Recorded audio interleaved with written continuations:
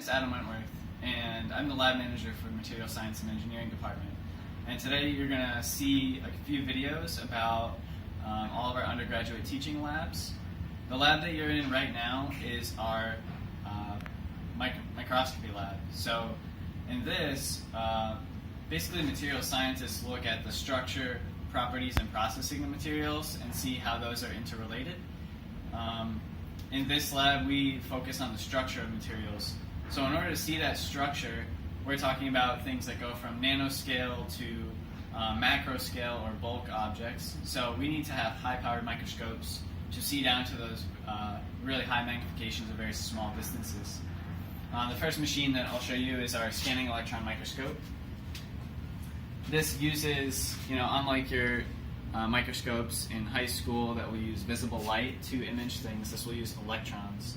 So in this electron gun right here, we have a filament that heats up to very high temperatures and generates electrons. Those electrons get channeled down this column and eventually hit a sample that kind of looks like this. So this is cross sections of some nanofiber polymer. You can see that they're kind of gray looking, right? So that is actually because the material is not conductive. We need to make it conductive in order to image with electrons. So this is a thin film of gold palladium alloy, and we apply that with a sputter coating unit, which is over here. Once they have that sputter coat on them, we can image them with our scanning electron microscope. This is a little camera that shows the inside of our chamber, so we can see that there's a sample placed on the inside there. And we can see various microstructures, such as some of these pictures over here. Anytime you see a black and white image that's really high magnification, chances are that came from a scanning electron microscope. The next thing we'll look at is our X-ray diffraction unit. X-ray diffraction is really good at telling you about the crystal structure of a material. What I mean by that is that in all crystalline materials, we'll have atoms arranged in a sort of lattice shape.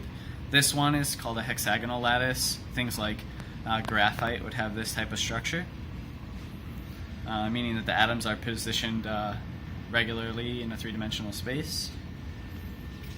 What this does is it emits X-rays from this source. They come down and interact with the sample. They get diffracted from that surface and make their way to the detector. We can also identify unknown materials with this process by knowing how their atoms are arranged and through looking at our data. We can image several types of samples this way. Here is a powder sample. So a metal powder has been compacted into the middle circle of this. We can image a film. So this is actually just a sheet of aluminum foil. It's taped over the surface, and the tape does not actually affect the sample because it doesn't have a crystalline structure. So the X-rays pass right through it. And we can also image larger samples like this. This is a piece of zinc. So our sophomores actually get hands-on with this piece of equipment and get to see the effects of different processing on those different metals and what happens to that crystal structure as they change things. Another microscope that we have is called an atomic force microscope. It's this very tiny piece of equipment over here. It costs as much as a car, actually. This will actually use a little cantilever and a very sharp tip to scan across the surface of a material.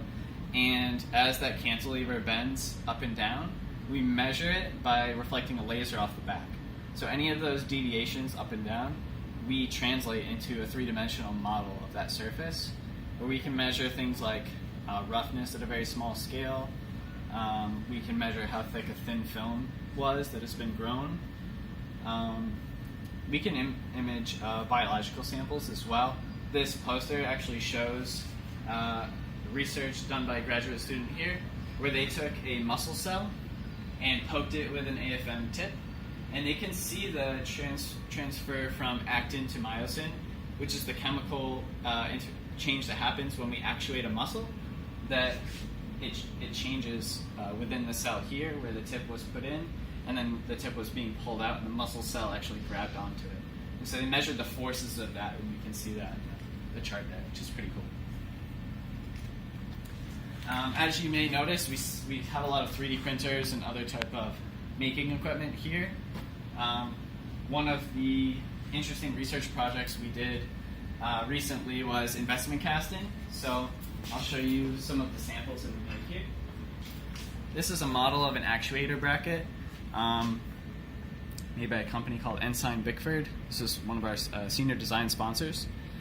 So we made a miniature version of their bracket.